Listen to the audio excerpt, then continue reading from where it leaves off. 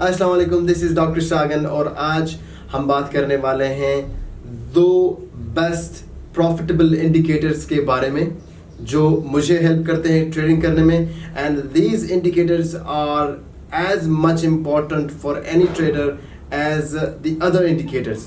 बहुत सारे लोग ये इंडिकेटर्स अप्लाई नहीं करते and those indicators are Ichimoku cloud and the parabolic SAR. अगर आप ये चीज़ सीख जाते हैं और आप इसको अपनी ट्रेडिंग में लाते हैं, आप खुद इस चीज़ इंडिकेटर्स को इस्तेमाल करके ट्रेड करते हैं, you will make a lot of profit. आप अपने लॉसेस को बहुत कम कर देंगे और हर चीज़ की प्रैक्टिस से आप उसको अपनी प्रैक्टिस से आप उस चीज़ को बेहतर से बेहतर बनाते जाएंगे।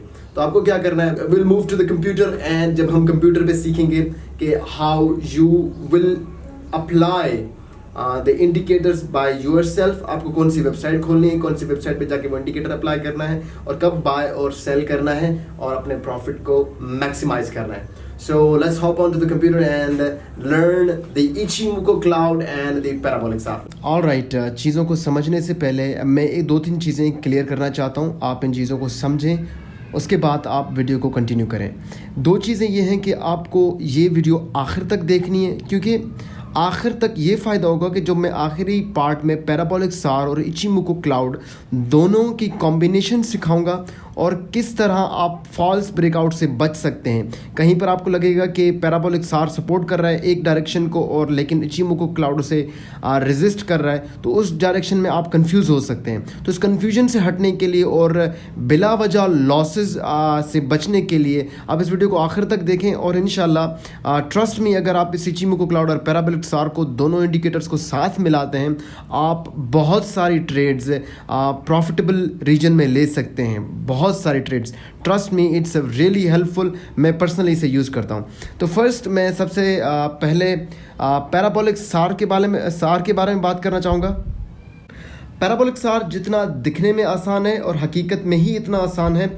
जो हमारा चार्ट होता है, चार्ट पे मैं आपको थोड़ी देर में बता रहा हूँ कि आप ये इंडिकेटर कैसे अप्लाई कर सकते हैं। पहले हम इस चीज़ को समझें, फिर हम इंडिकेटर अपने रियल जो चार्ट है उन पे अप्लाई करना सीखेंगे और आपको मैं प्रैक्टिकल भी करके दिखाऊंगा कि आप किस तरह रेंजिंग मार्केट में आप किस तरह इस चीज़ को देख सकते हैं और आप खुद मार्केट में कैसे अप्लाई कर सकते हैं। मैं आपको प्रैक्टिकली करके दिखाऊंगा और आप इस वीडियो के बाद खुद भी प्रैक्टिकली करना सीख जाएंगे। तो ये पैराबोलिक सार है। पैराबोलिक सार में क्या होता है, जो चार्ट होता है, चार्ट के ऊपर नीचे डॉट्स लग जाते हैं। अब इन डॉट्स को आप ऐसा समझें कि ये डॉट्स एक ऐसा समझे कि प्रेशर मशीन है जो प्रेशर लगा रही है। अगर डॉट्स ऊपर हैं तो वो ऊपर से प्रेशर लगा रहे हैं इसको नीचे धकेलने के लिए, उसको नीचे धकेलने के कि वो नीचे आए। लेकिन जब डॉट्स नीचे हैं तो ऐसे समझे कि ऊपर प्रेशर लगा रही है कि उसको नीचे से सपोर्ट कर रही है कि भाई आप और ऊपर जाओ। तो ये डॉट्स को आपने ये समझना है कि अगर डॉट्स ऊपर हैं तो they will push the market down, अगर डॉट्स नीचे हैं तो वो उसको ऊपर ले जाने की कोशिश करेगी। यही सिंपल है पैराबोलिक सार। जब भी आप इंडिकेटर पैराबोलिक सार लगाएंगे तो उसमें इस तरह के डॉट्स पड़ जाएंगे। इस चीज़ से आप क्लियर हो गए कि डॉट्स का मतलब क्या है। डॉट्स नीचे से हैं तो ऊपर हैं तो वो नीचे लेके जाएगा। लेकिन याद रखिए, इस पैराबोलिक सार को कभी भी रेंजिंग मार्केट में ना इस्तेमाल करें। रेंजिंग मार्केट मतलब, मेरा कहने का मतलब कि जो आप 1 मिनट के चार्ट अगर आप इस्तेमाल कर रहे हैं, 5 मिनट का चार्ट इस्तेमाल कर रहे हैं, उसमें बिल्कुल ना करें। इस पैराबोलिक सार को आप कोशिश करके इसके साथ अगर इचिमोको क्लाउड को इस्तेमाल कर रहे हैं तो इसको आप 1 डे चार्ट में इस्तेमाल करें, क्योंकि ये आप जब 5 मिनट की चार्ट या 10 मिनट या 25 मिनट की चार्ट पे इस्तेमाल कर रहे हैं तो उसमें फ्लक्चुएशन बहुत होती है, आप कंफ्यूज हो जाओगे, बहुत सारी नॉइज़ होगी। तो इसलिए इसको बड़े चार्टों पर इस्तेमाल करें। और जब भी एक और चीज़ भी अवॉइड करें, जब मार्केट सीधी जा रही है, मतलब मार्केट में कोई फ्लक्चुएशन नहीं है, एक ही लाइन को कंटिन्यू करते जा रही है, मतलब कभी भी किसी वक्त भी उसमें आप कभी भी ये पैराबोलिक सार का अकेला साथ ना लें, क्योंकि कभी भी किसी भी डायरेक्शन में मार्केट ब्रेकआउट कर सकती है। अब उसके बाद मैं आता हूँ इचिमोको क्लाउड पर, और इचिमोको क्लाउड के बाद हम दोनों की कॉम्बिनेशन करेंगे और उसको हम प्रैक्टिकली करेंगे। तो आ जाएं इचिमोको क्लाउड पे बात करते हैं। तो जब भी आप इचिमोको क्लाउड लगाएंगे उस पे इंडिकेटर्स पे चार्ट्स में, तो मैं आपको सिखाऊंगा आखिर में आप किस तरह लगा सकते हैं इंडिकेटर। पहले इस चीज़ को समझें क्योंकि ये थोड़ा सा कॉम्प्लेक्स है। ज़्यादा कॉम्प्लेक्स नहीं लेकिन थोड़ा सा है। इसमें जो इंपॉर्टेंट चीज़ है, जब भी आप इचिमोकू क्लाउड इंडिकेटर लगाएंगे तो इस तरह की अजीब सजीब पता नहीं टेढ़ी मेढ़ी लाइनें नज़र आएंगी। इन चीज़ों को देख के कंफ्यूज नहीं होना, बहुत सिंपल है। इसमें जो ज़्यादा इंपॉर्टेंट चीज़ है वो हमारी ये ब्लू लाइन है। वो ये ब्लू लाइन छोटी छोटी देख रहे हैं आप, ये सबसे ज़्यादा इंपॉर्टेंट है, आप उसको याद करना है, ठीक है ना। और उसके बाद बाकी लाइनें भी इंपॉर्टेंट हैं, लेकिन ब्लू लाइन सबसे ज़्यादा इंपॉर्टेंट है। अभी ब्लू लाइन जो है ये असल में जो एवरेज होता है हाईएस्ट हाई एंड लोएस्ट लो तक 26 दिनों के पीरियड का, 26 डेज पीरियड्स का ये तकरीबन हाईएस्ट हाई लोएस्ट लोज का एवरेज बना के ये लाइन बनाई जाती है। और इसी तरह रेड लाइन जो है वो भी averaging highest high and lowest low of 9 days. ये 9 पीरियड्स या 9 डेज नहीं कह सकते, 9 पीरियड्स कह सकते, क्योंकि आप कौन सा भी चार्ट इस्तेमाल कर सकते हैं, डेज का, आवरली, वीकली, वो आप पे डिपेंड करता है। ग्रीन लाइन जिस तरह है वो भी अगेन जो आज की लाइन में जो क्लोजिंग है, ये ग्रीन लाइन जो आज की लाइन में क्लोजिंग है वो 26 दिन पहले आपको प्लॉट करके दिखाएगी। फॉर एग्जांपल आज यहाँ पे इस पिक्चर के हिसाब से यहाँ पे मार्केट क्लोज हुई है, तो उस हिसाब से 26 दिन पीछे आपको ये यहाँ पे प्लॉट होता हुआ दिखाई देगा। तो ये चीज़ें हैं हमारे पास, green line, blue line and red line.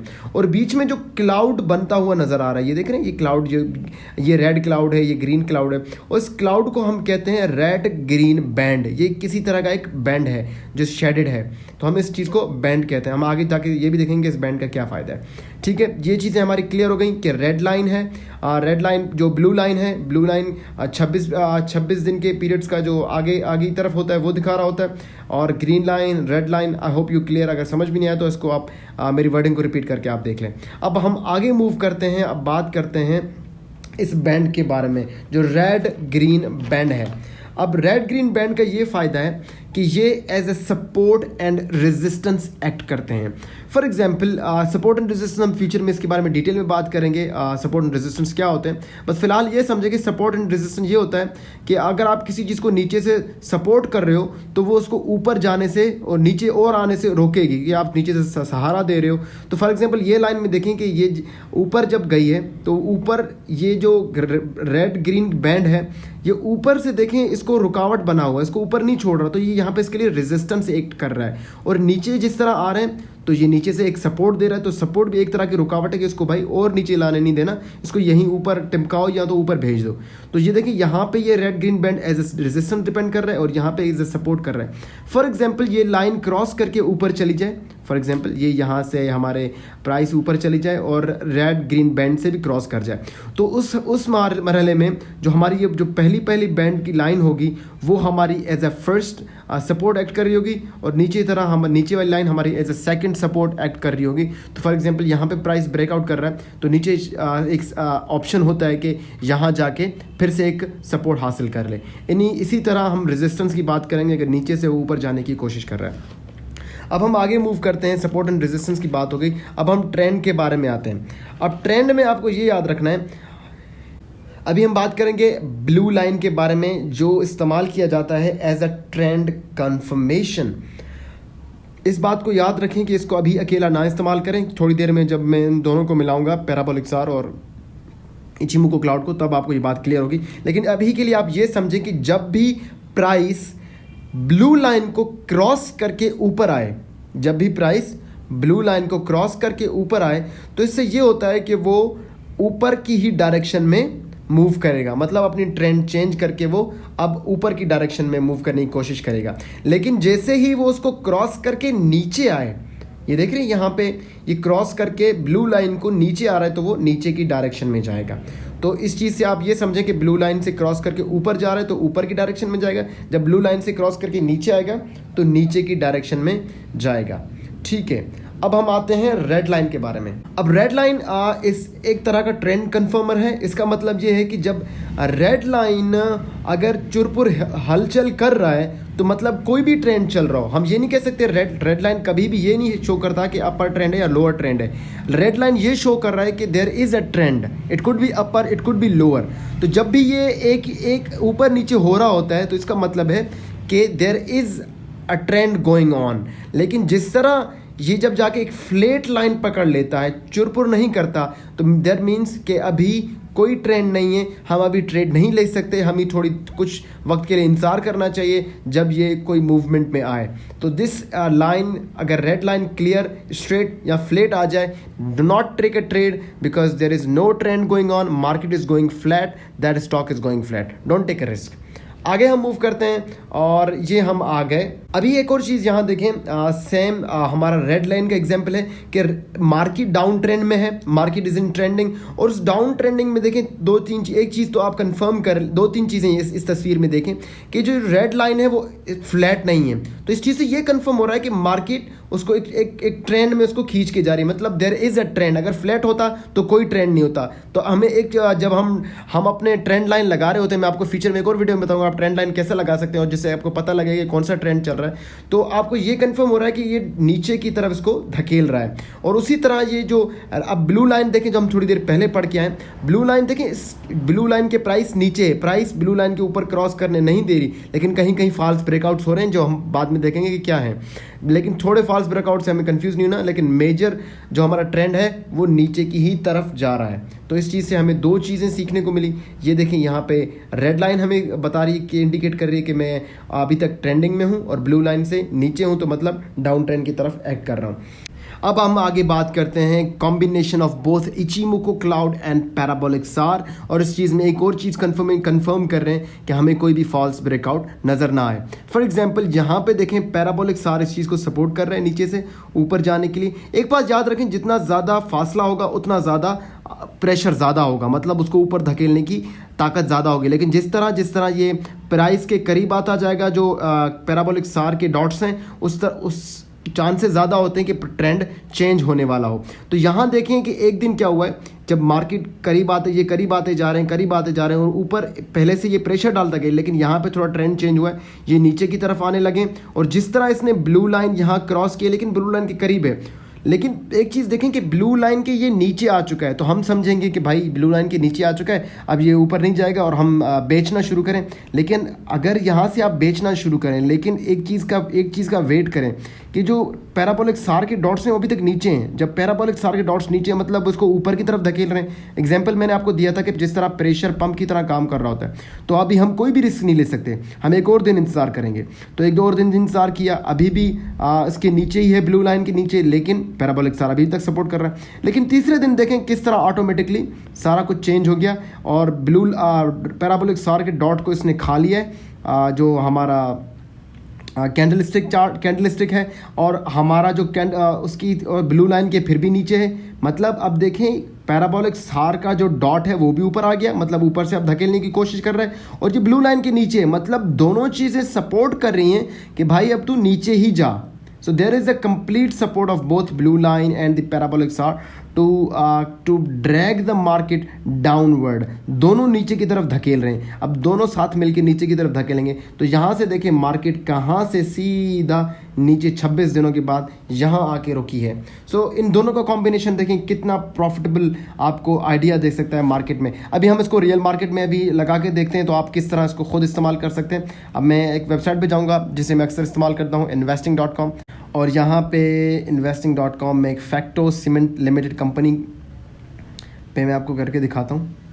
कोई भी कंपनी कह सकते हैं। अगर आप चाहते हैं कि मैं आपको और कंपनीज़ के ऊपर ये चार्ट अप्लाई करके दिखाऊं, आप मुझे कमेंट में बता दें। मैं एक और वीडियो बनाऊंगा जिसमें मैं एग्जांपल्स आपको दूंगा कि पैराबोलिक सार और इचिमोको क्लाउड को आप किस तरह इस्तेमाल करके फ्यूचर किसी भी कंपनी का फ्यूचर आप अंदाज़ा लगा सकते हैं कि ये फ्यूचर में कैसे परफॉर्म करेगा। अभी हमने कैंडलस्टिक लगा लिए और मैं आपको बता रहा हूँ अब किस तरह आप इस इंडिकेटर को इस्तेमाल कर सकते हैं। ये यहाँ पे इस्तेमाल कर रहे हैं और यहाँ पे ये क्लिक है इंडिकेटर, इस पर क्लिक करें। इस पर पहले लिखें पैराबोलिक सार क्लिक कर लिया, देखें डॉट्स आ गए। अब उसके बाद हम इस्तेमाल करेंगे इचिमोको क्लाउड आ गया। अब दोनों अवेलेबल आ गए, तो हम मेजर ट्रेंड को शो करेंगे कहाँ जब मेजर ट्रेंड आए। अब यहाँ पे एक चीज़ नोटिस करें, यहाँ पे पहले ब्लू लाइन कहाँ था, ऊपर था। ब्लू लाइन हमने बताया था जब प्राइस नीचे हो ब्लू लाइन ऊपर हो, मतलब प्राइस नीचे है ब्लू लाइन से, तो ये भी फ्लैट है, कहीं मूव नहीं कर रहा। और रेड लाइन भी हमारी फ्लैट है, कोई ट्रेंड शो नहीं कर रहा। लेकिन थोड़ा आगे देखें कि यहाँ पर जब ट्रेंड हमने वन डे चार्ट खोला हुआ, यहाँ पर क्या हुआ है, ब्लू लाइन ने क्रॉसओवर किया है, रेड लाइन से ऊपर की तरफ, और पैराबोलिक सार ने शिफ्ट लिया है, लेकिन अभी भी हम रिस्क नहीं ले सकते। अब ये देखें, ब्लू लाइन जैसे ही क्रॉस करके नीचे आ रही है, हम यहाँ पे इस दिन रिस्क नहीं, हमने सेकंड डे पे एक चीज़ से कंफर्म हो गया कि ब्लू लाइन प्राइस से नीचे आ गई, पहले ऊपर थी अब नीचे आ गई, और डॉट भी शिफ्ट हो गए। डॉट पहले ऊपर थे, ऊपर से प्रेशर लगा रहे थे, अब नीचे आ गए, अब नीचे से प्रेशर लगाएंगे, विच मीन्स कि दोनों साथ मिलके इस साहबजादे को ऊपर लेके जाने वाले हैं। और आप फ्यूचर में देखेंगे इसको कितना ऊपर लेके गए, ओ माय गुडनेस, ये यहाँ तक आके लेके गए, और फिर आगे जाके यहाँ क्रॉसओवर आया है, और यहाँ पे क्रॉसओवर आने के बाद भी ये देखें, आप परेशान हो गए यार ये डाउन ट्रेंड में क्यों नहीं गया, क्रॉसओवर आ गया, ब्लू लाइन नीचे है, और मगर यहाँ देखें ये ऊपर से प्रेशर डाल रहा है, यहाँ पे आके सब कुछ चेंज हो रहा है। जब यहाँ पे आप सोच रहे होंगे, फॉर एग्जांपल आप पीक पे पहुँच गए, आप चाहते हैं मैं यहाँ से पैसा निकाल लूँ या थोड़ा इंतज़ार करूँ, लेकिन आपको यहाँ से पैसा निकाल लेना चाहिए, क्योंकि पैराबोलिक सार अब ऊपर से प्रेशर डाल रहा है। पैराबोलिक सार ने अपनी डायरेक्शन चेंज कर ली। ब्लू लाइन तो उस दिन वहीं खड़ा हुआ है, देखिए नीचे खड़ा हुआ है, लेकिन पैराबोलिक सार, तो देयर इज अ कंफ्यूजन। जब भी कंफ्यूजन हो बेटा बाहर निकल जाओ। सो दूसरे दिन हमें ये पता लगा कि जो ब्लू लाइन है वो भी क्रॉस करके ऊपर आ गया सेकंड डे पे, और पैराबोलिक सार उसको सपोर्ट कर रहा है, और फिर इसको ड्रैग करके साहबजादे यहाँ तक नीचे लेके आ गए। सो इस कॉम्बिनेशन का कमाल देखेंगे किस तरह हमें ये इंडिकेट कर रहा है कि फ्यूचर में मार्केट किस तरह अप्लाई करेगी। अब यहाँ देखें, ये मेरे ख्याल से आज कौन सा दिन है, 2020 पहली जून की पहली तारीख है, लेकिन कल परसों भाई फ्राइडे को मार्केट क्लोज हुई है।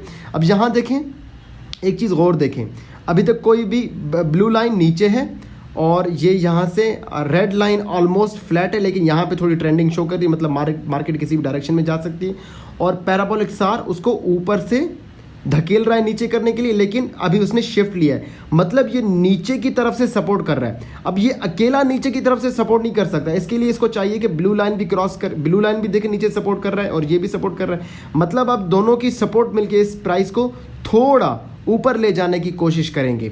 अगर ये मार्केट ट्रेंडिंग में है, हमें अगर 2-3 दिन में हम पता चल जाएगा कि मार्केट अगर ये रेड लाइन ट्रेंड शो कर रहा है, फ्लक्चुएशन शो कर रहा है, तो that means the market is in trending, और ये प्राइस इसको ऊपर लेके जाएगी। और ऊपर कहाँ तक लेके जाएगी हमें वो कैसे पता लगेगा, वो हमें पता लगेगा सपोर्ट एंड रेजिस्टेंस से, वो हम फ्यूचर की वीडियोज़ में देखेंगे। लेकिन मैं आपको बता सकता हूँ कि ये 25.79 या 25.65 के दरमियान तक फर्स्ट हमारा रेजिस्टेंस होगा, और सेकंड रेजिस्टेंस हमारा करीब होगा 27.09, तो 27 कह सकते हैं। So this is how you can predict the future of the market, की फ्यूचर में किस तरह परफॉर्म करने वाली है। होप ये वीडियो आप लोगों के लिए हेल्पफुल हुई हो। अगर हुई हो तो प्लीज़ चैनल के कमेंट दे दें कि बताएं आपको क्या चीज़ें समझ आएँ क्या नहीं आए, अगर हेल्पफुल है तो वो भी बता दें, और सपोर्ट करें चैनल को कमेंट के ज़रिए, क्योंकि मुझे पता लगेगा आप कितना सीख रहे हैं और फ्यूचर में मैं कितनी वीडियोज़ बनाता रहूँ। And that's it for today. Keep visiting doctor Sagan.